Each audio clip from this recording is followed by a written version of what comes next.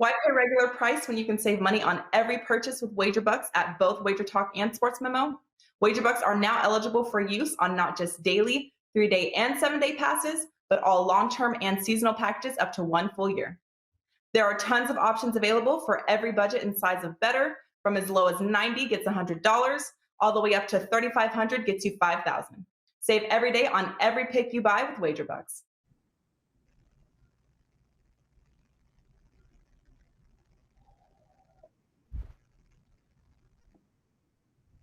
All right, guys, welcome in and happy Monday already. Here we go, September the 7th. Time flying by, heading into week 2 here of the college football season. So, of course, time for another edition of College Football Daily, powered by WagerTalk.com. We got a couple games we're going to break down this week for you, and we're going to do it with 3 of the finest handicappers, gentlemen, that you will see at WagerTalk, and that, of course, we've got Bryan Leonard in the house, Tony Mejia here, and, of course, Mr. Dave Cokin getting ready to break down these games for you. And, Bryan, always a pleasure to see you, my friend. How was your weekend, and what did you, if anything, learn there from college football in this week 1? Yeah, it's been pretty good so far. Back-to-back winning weeks, 4-2 on the season. What I have learned is people tend to overreact a little bit to these lines. I've seen, what I like to do is I like to make my line ahead of time and see what kind of overreaction we get. And we've got a few teams that I think have some value this week. I've already put one up on the site as a 5%er, and the line's already moving on that one. So, looking forward to a good week, and hopefully we're ahead of the line moves. All right, good stuff. Make sure you guys check out Bryan's page at WagerTalk.com. Mr. Mejia, my friend, welcome in. How was your college football weekend? What'd you take away? My college football weekend was pretty solid. I'm up to 7-4 on Saturdays, and I hit my free pick 2. Not as great on Monday because Louisville had such a slow start. We couldn't hit that over, even though we flirted with it late. But yeah, it's been a decent start to the season. And what I've learned is that a lot of these unproven quarterbacks are really, really good. And we don't have to worry about the kid at Alabama. Looked fantastic. There were a couple guys who I wanted to take a wait and see approach on before really looking to prop their teams up. And again, they all look sharp. We'll see what they do once they get some tape on them, these defensive coordinators. But the first impression was really fantastic. All right, good stuff. And Dave, how was your weekend, my friend? Anything you pull away after week 1? Well, I went 4-1, so I guess I'm happy with that. I've already posted a best bet for the weekend. Line's not going to hold on this game, so you need to get that right away to have any semblance of value, because the team I went with is a dog, and they're going to end up the favorite in the game. Also have a free play up for the weekend, and that line is also going to move. So I would suggest grabbing it now. You can go to my homepage, wt.buzz/DC at WagerTalk, or just view the video on Twitter at Dave Cokin. And good start. Number 1 all time at WagerTalk in college football in percentage and profits, and looking to stay that way. Yep, absolutely. A hell of a start there. 4-1 to start the season. So why don't we dive into a little Friday night action here, game 1 today. Let's talk a little KU versus Coastal Carolina, the Chanticleers. I had to look it up because I wasn't even sure what the hell a Chanticleer was, but wouldn't you know it? Looks like that giant rooster-looking thing there. So, Bryan, I'll come to you, my friend. Talk to me. 26.5 points, 53 is an open, 7:30 Friday.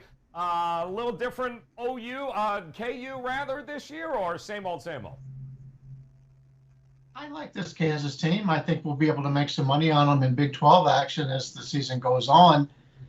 But Coastal Carolina, a chance to play on this Friday night card. This is a team that's been very good as of late. These two teams have played the last 2 years, and Coastal has been the underdog. Now they open as a 26.5 point favorite. They're actually being bet down a little bit as we speak. Money's coming in on Kansas, but 2 pretty close games the last couple of years, although Coastal Carolina wins that game. And people are taking a look at that, and they're saying, well, the last 2 years have shown that these two teams are closer than what this line would tell you. My line is showing Coastal Carolina at 28.5. Like the Kansas team later on in the season, when they're going up against conference opponents that play them every year and could take advantage of them and overlook them in that regard. But I like this Coastal Carolina team in this game, and the line continues to go down. If we ever see a 24 on this game, I think this may make my card for Friday. I made a 28.5 on Coastal, and that's the sign I'm leaning on right now based on people looking at what has happened in the last 2 years. And keep in mind, Coastal's a much better team than what people give them credit for. When you look back, even though they were underdogs in those games, Coastal should have been favorites. So like the Coastal side, but I'm waiting on the number. So, you know, after that amazing season they had last year there, Tony, are we looking for maybe a slight regression here for the Chanticleers? No, I don't think so. Their quarterback, Grayson McCall, is really young, and so he's only going to get better. He looked fantastic against the Citadel, which is not really saying much, but he certainly looks the part. He beat BYU last season in a head-to-head matchup with Zach Wilson. So the kid can play. He can really sling it. And what's interesting about Coastal Carolina is they're the ultimate small directional school, to the point where their coach, Jamie Chatwell, said, I really want to get to 20,000 fans in attendance. Let's put on a show here on a national televised stage. 20,000 is, you know, less than 1/5 of the attendance at the Big House. But it would make a difference in a game like this. It's a small atmosphere. Surf turf. It's light blue colored turf, similar to the dark blue colored turf at Boise and the red at Eastern Washington. So that'll be neat for the national televised audience to see. As far as the game, I think it is going to be a mismatch. Lance Leopold just got to KU in April. He's got to put a completely different scheme together than Les Miles had in place. And, you know, Kansas stormed the field after beating South Dakota because, you know, that South Dakota matchup favored them, but they gave up a couple of long touchdown runs to the Coyotes, and they had to really rally to win late. They've got a new quarterback there that's a transfer from North Texas. So, you know, Kansas is a work in progress. This will be a tough road game. They haven't beaten a ranked opponent since 2010, and Coastal's ranked. Coastal's pretty good. I don't know if they'll win by 4 touchdowns, but if it gets down to 24-ish, I do agree with Brian. That's the way to go. Well, Dave, I mean, listen, they had, I believe, 30 yards on 25 carries on the ground against South Dakota, so the glass got to be half full, right? Improvement a little bit. What are we going to get here? Yeah, 2 yards per carry. Jason Bean actually looked good. He was the whole offense for Kansas last week. I have fond remembrances of this game last year because I had a 5% play on Coastal Carolina. I thought the line in the game was as bad a line as I've seen maybe in a few years in college football. I was like, wait a minute, Kansas is the favorite here? It's absurd. People had no idea on how good Coastal Carolina was. And the final score was a little misleading because the Chanticleers got out to a 26-0 lead in that game. They just absolutely annihilated Kansas in the first half, and I think they relaxed a little bit with the big lead and allowed Kansas to maybe a little bit of a run in the second half and then just got rid of them. Coastal can win this by whatever they want. McCall is an outstanding young talent with his feet and his legs, his feet and his arm. And Coastal, I think they're going to enjoy the Friday night standalone spotlight, if you will. If this was a Saturday game, it might be a look ahead where, well, you know, we beat this team last year and they suck and we're just going to handle them again. But first of all, Coastal showed no signs of mercy last week. In their game. It was against a team they knew they were going to beat, and they went out there and killed them. They outgained the opponent by 373 yards. That's not taking it easy. Kansas, I don't know why Leopold took this job. I really don't. He's not going to win there. Okay, his one chance to win is if Oklahoma and Texas leave the Big 12 and some weaker schools do come in. Maybe they'll get a little bit better, but it's a basketball school. They're a terrible program. I don't think the line has any chance of getting to 24 because there are not enough Kansas backers out there to drive the line that low. In fact, if anything, on game day, I think it'll go up. So if you like Coastal, go ahead and grab it now. I'm not going to bet it at this price. I think it's a pretty good line, but Coastal can name the score in this game. It's a mismatch. Yeah, no, that it is. But it is a Friday night game, guys, 7:30. Get ready for that. That'll lead us, of course, into the weekend. And we're going to take a look at the Big Ten versus the ACC. How about it? The Fighting Illini there. Illinois taking on Virginia. And Virginia beat up on William and Mary a little bit there, Tony Mejia. But boy, oh boy, what a difference a week makes with Illinois, huh? Riding high, beat Nebraska, and then they lose to Northern Illinois. That's rough, but it is a 10.5-point opening line for Virginia, 54.5. What do you think here? Well, they lost to UTSA, Joe, and UTSA is better than Nebraska, I think, this season, at least at this point. I mean, a really good UT San Antonio team. And I was on that game. They were giving me, I think, 4.5 points or 5.5 points or something like that. And obviously UTSA won outright, and it was a great look-ahead spot too. But the Illini made it a game. They're playing with their backup quarterback right now, Art Sitkowski, the Rutgers transfer, because Brandon Peters still isn't ready for due to a shoulder injury. He won't play again in this week's game. And we've got a situation where they do get their top running back, the Illini, and that should probably help. But Virginia, the much better team here. They're loaded with Brennan Armstrong back at quarterback. He's really experienced. They have 4 really talented wide receivers, 3 backs. Talapapa, really a load to bring down and can wear you down with a big lead. So this is a game where I'm leaning the Virginia, the Hoos. And I think the line is about right. I expected it to be right around 9.5, 10.5. All right, good stuff. Dave, Virginia, 9 straight non-conference victories at home here at Scott Stadium. What do you think? They make it 10 in a row? Yeah, I think the number's about where it should be in the game, so it's not going to be a bet for me. But the matchup does favor Virginia. Illinois could not get off the field last week against the Roadrunners. 75 plays run by Texas San Antonio, and every time Illinois made a run at them, UTSA just moved it right back down the field. It got a little bit interesting at the end. I thought the Texas San Antonio coach got ridiculously conservative on what turned out to be the last possession for his team. He ran the ball into the line 3 times. It's like, dude, they can't stop you. Go ahead and just run your offense, okay? You're still up a touchdown. Run your offense and get off the field. And it got interesting. I mean, Illinois almost sent this game to overtime. And that Texas San Antonio coach learned a lesson from that. That was bad coaching at the end, bad strategy. I hate it. Hate it when coaches adapt this we're going to play not to lose philosophy. If what's worked for 35 minutes, why stop doing it? Just keep doing it. They can't get you off the field. Anyway, that was stupid. But all's well that ends well. I had Texas San Antonio as one of my plays last week. It was a free play as well. Hopefully people tailed me on that one and got to the winner's circle. Illinois, talked about their defense. Can't stop much. Sitkowski, I was actually surprised at how well he played against Nebraska. It was a very conservative game plan when he went into the game because the starter got hurt. But this guy was terrible at Rutgers. Okay, I think his touchdown interception ratio was like 6-20, which is unheard of in college football. It's just unbelievably bad. And if you watched him last week, I mean, he was overthrowing guys. He's really not very good. I'm not that thrilled with Peters either, to be honest with you. I think he's an average college quarterback, but he's better than Sitkowski. So don't like the Illinois offense.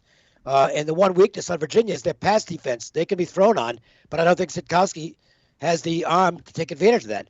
The flip side, talked about the Illinois defense, goes up against a very solid offensive line. Virginia should be able to play ball control here. I think the number's right, but the matchup says Illinois is in trouble. I think Virginia probably wins by a couple touchdowns. Good stuff. And interesting coaching matchup here, too, Bri, right? Bielema taking on Bronco Mendenhall. You give the edge to one or the other? I give the edge to Bronco because he and his staff have been there for years, whereas Illinois got all new coordinators, new offensive coordinator, defensive, and new coach. And UTSA was good for all of us last week. I believe we all had UTSA. And a lot of that was a play against this Illinois team because, they won that game against Nebraska. But if you go back and look at the stats and look at who should have won, based on those stats, Illinois should have only won that game 44% of the time. So that's something you have to go back and take a look at to see that they were very lucky to get that victory. I know there was a lot of degradation against Nebraska after that, and that was one of the reasons why Nebraska was the team that we were taking a look at last week. But I don't think Illinois is very good at this point. Virginia, you take a look at Mendenhall. The last 3 years, I believe they've really lost 2 home games straight up. They're 14-5 the last 3 years against the spread at home. Virginia looked good last week. I see no reason to go against them here. Illinois is a team I'm looking to fade, at least at this point, is trying to get some value off of that win against Nebraska in week 1. Once Virginia wins this game by double digits, I don't think we'll have an advantage to do that in the future. So I like the Virginia side here. I just saw the Circa just hit it for another point, so they're up to 10 with everybody else. So if you can still lay 10, I like the Virginia side here. All right, liking the Virginia side. Just a quick reminder, too, guys. Bryan Leonard, not only a 5% play in college, I believe 5% play in the NFL, up and ready to go. We're talking about a 24-11-1, 5% play record right now, guys. It's a hell of a run. Make sure you visit Bryan over at WagerTalk.com. Guys, why don't we go to Iowa? Who doesn't like going to Iowa? Especially when you've got Iowa State taking on Iowa here, opening up at 3.5, 44.5 is a total. And Dave, I'll come to you. How impressed were you with that Iowa win over the weekend, or should we worry about Iowa State at this point? Well, first on Iowa State, they look like they're going to be the same deal as they've been under Matt Campbell since he got there, which is that they play to the level of their competition. They've been doing this on a constant basis. They play down to weaker opponents and play up to stronger opponents. I don't think they showed much last week. I think they kept a lot of their offense under wraps. Expect Purdy to be better here against the Hawkeyes. So I like Iowa State to play well here. Iowa's win, some of it was good and some of it wasn't so good. Okay? They didn't do a lot on offense. The defense was very good. There's no question about that. And the defense was very good against a solid Indiana offense. So that's definitely arrow up on the Iowa defense. But remember, the Iowa defense scored 2 of the touchdowns in this game. So it's not like the Iowa offense did a lot. And I don't know whether it was on one of our shows last week. I think it might have been where we talked about Petrus, the Iowa quarterback. He's very good. Okay, he's just not real good at getting the ball downfield. And against an Indiana team that I think has some soft spots defensively, he was only 13 for 27, which isn't great by any means. I think Iowa State's going to win the football game. The margin, that could be questionable. I'm not sure I want to lay the points. But I know the Cyclones are better than what they showed last week. And Northern Iowa is not the worst FCS team in the world, by the way. And you know they were fired up. That was their biggest game of the season. It wasn't for Iowa State. Iowa State was in a look-ahead spot. I think they're going to be ready this week. And I am not as impressed as some by Iowa's performance last week. Defense was great. Offense wasn't. Well-balanced team like Iowa State. I like the Cyclones in this game. All right, like taking the Cyclones. Bri, how about you here? You leaning one way or the other? Iowa was good to me last week, but they weren't nearly as impressive what that final score showed. You could see what was going to happen with Iowa State team, an in-state team, playing an Iowa State team who's getting a lot of press in the offseason. Iowa State is projected to be one of the top 2 teams in the Big 12. People are saying they got a real chance to win this conference, and maybe they started believing in some of their hype coming into the season. There was a terrible sandwich situation last week. Iowa's a big game. This is always a big game for both of these teams, and there always seems to be very close and lower scoring. But I agree with Dave here. We're seeing 4.5s offshore. I'm seeing 4s in Vegas. Usually the offshores lead the line moves. You can still catch a 4 here. I prefer the Iowa State side. This is a team that didn't play well last week, got the win. A lot of people aren't going to pay much attention to that because they didn't get upset. They were able to find that victory, and against a pretty good FCS team, as Dave pointed out. Iowa's a good team also, but Iowa State, I think, is on a little bit different level. I made this line higher than what it is. I like Iowa State. If you can still lay the 4, I think that's a decent bet, and that's what I'm trying to do here. I'll lay the 4. Don't know if I can give it to clients, but it's one of the games I'm looking to bet. All right, Tony, what do you think? Maybe Iowa State looking ahead to that UNLV? No, I'm only kidding. What do you think? What do you think, Mejia? What are we going to get here? Is it defense, defense, defense? You're looking at the total a little? Well, let's make it a consensus on what these guys said. Again, I don't think Iowa State showed much. The only thing that concerned me is Breece Hall. He went for just 69 yards on 23 carries. Probably should have done a little more if that offensive line had more push. But Northern Iowa is one of the better teams in the FCS. So struggling with them is not as troublesome as you would ordinarily think looking at the score. And people are going to look at these two scores in week one and overreact to the Iowa beatdown. And Iowa was formidable, especially defensively. They held a really highly regarded Indiana team to 233 yards with Michael Penix back at the controls, which was really impressive to me. Beyond that, again, Petrus is, we did talk about that on I think this show or something else, that he's probably one of the Big Ten's least impressive quarterbacks. And it might be the reason why Iowa doesn't beat Wisconsin, which, again, I was on Penn State over Wisconsin and don't think much of Wisconsin. They were my favorite team in the Big Ten.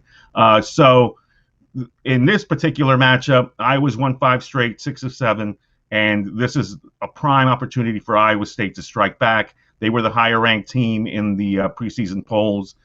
First time in the top 10, I think, for them in quite some time. And now they're the 9th and 10th ranked teams. But a key will be the attendance. I mean, the fact this game wasn't played last year because of COVID, and people couldn't attend Iowa State games, and Iowa State still flourished.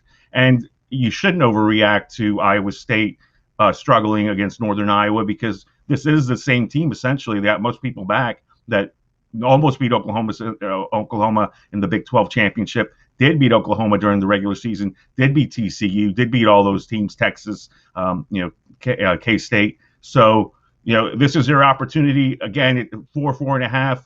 Maybe this is a game that ends up a 3-point game, but I think Iowa State ends up victorious.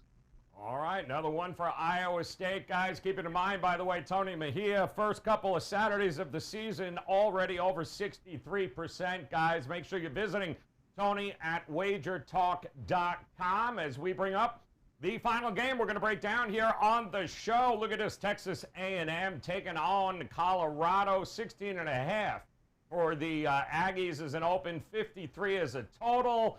So you go from, Brian, an FCS Northern Colorado team now to the number 5 team, Texas A&M. Is it going to be a long night in store for Colorado? What do you think?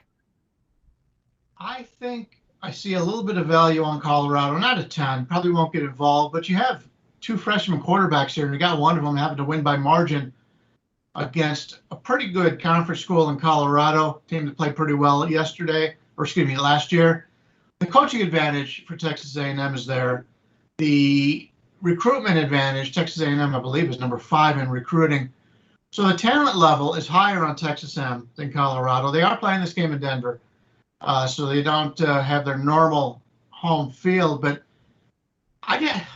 maybe I just don't believe in Texas A&M as much as a lot of people do. Maybe I've got burned in the past by that. They've always seemed to come into the season with a lot of talent, and they just disappoint. They do play well in some games, very well in some games, obviously, but other games they just lay an egg. 17 seems to be too many points here for myself to take in that regard. Lean Colorado, but probably won't get it. The line opened 16.5. It seems to be going up a little bit, but if I see 17.5, might take a little bit of a nibble myself on Colorado, but I don't think I'll get involved from a service standpoint. All right, passing on that one there. How about it, Tony Mejia? What do you think? What do you think we're going to get from A&M? Hell of a bad beat, by the way, with that Kent State missing that field goal at the end. Woo! 2 field goals. Yeah, exactly. 2. It was 2. Yeah. 2 chip shots. What do you think we're going to get from the Aggies here, though? You think it's just it's going to be pedal to the metal? They're just going to run over them? No, I don't think that at all. I mean, I mentioned at the top of the show how many of those young quarterbacks impressed me. C.J. Stroud struggled early, but he was solid late and created big plays, made some nice throws. And the kid at Alabama was fantastic. The kid at Texas, Card, was tremendous. and actually beat me because I thought they might struggle. But who didn't impress me was Haynes King, and he threw 3 interceptions, and he's the key to Texas A&M really being a true top 5 team. So I want to see more from him before I lay points. He definitely has an advantage in this quarterback matchup because the Colorado quarterback, I don't know if he can throw it all. It's Brandon Lewis. He only threw for 102 yards, and Colorado's quarterback situation has been in flux. The kid that they brought in that was supposed to be the quarterback is going to miss significant time with a knee injury. J.T. Shroud from Tennessee. The other 2 kids that were in the program for a while, Tyler Lytle transferred to UMass. Sam Noyer's now at Oregon State, may start there this week. And so Colorado's going to have to stay in this game by controlling possession and running the ball. And certainly they have a great running back in Jarek Broussard, first team All Pac-12 last year. So if they're going to run the ball, they're going to have to line up and really play toe-to-toe with a Texas A&M a defensive line that can bring it. I think I'm leaning more towards a low-scoring game if I'm touching this. So maybe the under. The altitude, I don't know if that's going to be too big a factor. I think Texas A&M probably shuffles in a lot of guys to try to mitigate that. But I think Colorado played well in their Week 1 win over Northern Colorado. Northern Colorado's got Dylan McCaffrey, the quarterback who started his career at Michigan, and obviously Christian McCaffrey's younger brother. And he played really well, threw the ball well, and Colorado stuffed that Bears running attack. So from the standpoint of Colorado looking the part to cover a spread, yeah, if they play their best game and Haynes King struggles again, I'm not laying those points with A&M. I would touch the under. All right, going to look at the under there. And Dave, listen, 12 penalties, 118 yards ain't going to get it done if Colorado keeps going that route. So what do you think we're going to see here? I think there's reasons to stay away from both teams. Starting with Colorado, Brandon Lewis, not really the guy they wanted at quarterback, as Tony mentioned, and he's strictly a game manager. Okay, you can't ask Lewis to win the game for you. So what they're going to run is pretty much a vanilla offense that they ran last week. It was good enough to win, probably not good enough to beat Texas A&M. We've got to see if there's improvement from Week 1 to Week 2 for King, who was all over the place last week. I mean, he made some bad throws in that game. And I think, Brian, you mentioned that he got picked three times last week. Also, of note, A&M gave up 5 yards per carry last week. So there were some negatives that came out of that game for Texas A&M. Not that Kent State's the worst team in the world, but you're still a MAC team, and A&M wasn't great last week in that game, but they are extremely well coached. Jimbo Fisher's a really good coach, and I would expect improvement here. I think the line's a little bit on the high side, but my problem is what happens to Colorado in the second half if they're behind. Because if they have to start throwing the ball or start speeding up things on offense, I don't think that's going to work out well with the Lewis kid at quarterback. They're really weak at that position. I mean, if you grade quarterbacks 1 through 10 on a power rating, you probably have Spencer Rattler at the top of the list. I think he's probably the best quarterback out there. I might give him a 10. Colorado guys, maybe a 3. I mean, it's weak. It's a really weak position for them. Those are teams I have trouble backing, even when I think the number's generous, and I think it's a little generous here because of the fact that if they fall behind, they can get run out, and that could happen here. So on my power ratings, it's a slight lean to Colorado, but there's not a chance in the world I'd bet it. And if anything, if I were going to bet the game, I'd probably bet the Aggies, but I'm not going to. Okay, good stuff there, guys. Also, great start to the season for Dave, 4-1 already. Number 1 at WagerTalk in profits, guys, for a reason in college football. So make sure you visit Dave at WagerTalk.com. Grab those best bets for this weekend. All right, Brian, I'll come to you real quick. Was there one of these 4 games that you liked maybe or leaned a little bit more than the others?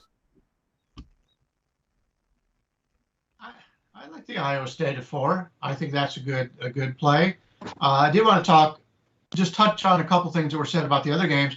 Sure. The A&M game, they played Kent last week. Kent's one of the worst defenses in college football, and they're a MAC team. They're very small, and it took a long time for A&M to really move the ball on them. Dave talked about the first half. I just looked up. Pinnacle's coming out with first half lines now. It's 9.5. If I can catch Colorado with 10 in the first half, that may be the better play. And that earlier game we spoke about, the Illinois-Virginia game, that's being started an hour earlier than normal. Normally, your first game starts on Saturday at 12. That'll be at 11 a.m. Eastern. So don't miss out on that. And if you're looking to play that one, that's an early start. But Iowa State's probably the strongest out of these games for me. All right, good stuff. How about it, Mejia? Which way are you leaning, one way or the other here with these? My favorite play out of these games that I'll probably play is going to be Virginia. I just think that the Illini, even though they get Chase Brown back, he's a good running back, probably not going to have enough. And I really like Virginia's talent level this year. So long as Brennan Armstrong is consistent, he's got Billy Kemp, Keaton Thompson, Dontavian Wicks, Rashawn Henry, like a really talented quartet of receivers. And again, if they get a big lead on the Illini, they can really work on that clock with Talapapa and the other backs. So I mean, I have nothing against Brent Bielema, but I think Brian mentioned it earlier. He's at a disadvantage here against Bronco Mendenhall and a staff that's been in place in Charlottesville for a few seasons now. All right, good stuff there. And Dave, how about it? One you're leaning towards a little more than the others? Yeah, I guess the Cyclones. I expect a better performance out of them this week. I did not come out of the Iowa game with Indiana as impressed as some people were with Iowa. I did like their defense was outstanding, but good luck holding Brock Purdy for 60 minutes. He's a really good quarterback. And Iowa State, I think, kept their offense under wraps last week and just did what they had to do to win the game. I don't think it won't make my card. None of the games that we're talking about are going to make my card. But I do have a free play up now. So, we're giving you something for nothing. Just go to my Twitter handle at Dave Cokin for a game that I think is a complete mismatch. And that's also up on my WagerTalk homepage. But of the games we talked about on the show, I'll take Iowa State to win by a touchdown, which would get them a spread win against the Hawkeyes as well.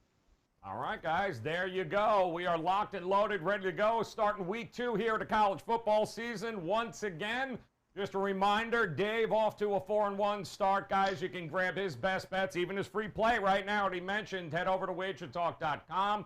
Brian's got a 5% NFL and college football best bet up and ready at WagerTalk. And Tony Mejia already over 63% here, guys, over the first couple of weeks of the season. So continuing to roll, visit him at WagerTalk.com. Do yourself a favor, hit that bell in the upper right-hand corner as well. Make sure you come back. Join us again tomorrow for another edition of College Football Daily. In the meantime, on behalf of Brian, Tony, and Dave, guys, best of luck with your plays this week. We'll talk to you again soon. Why pay regular price when you can save money on every purchase with WagerBucks at both WagerTalk and Sports Memo? WagerBucks are now eligible for use on not just daily, 3-day, and 7-day passes, but all long-term and seasonal packages up to 1 full year. There are tons of options available for every budget and size of better, from as low as $90 gets $100, all the way up to $3,500 gets you $5,000. Save every day on every pick you buy with WagerBucks.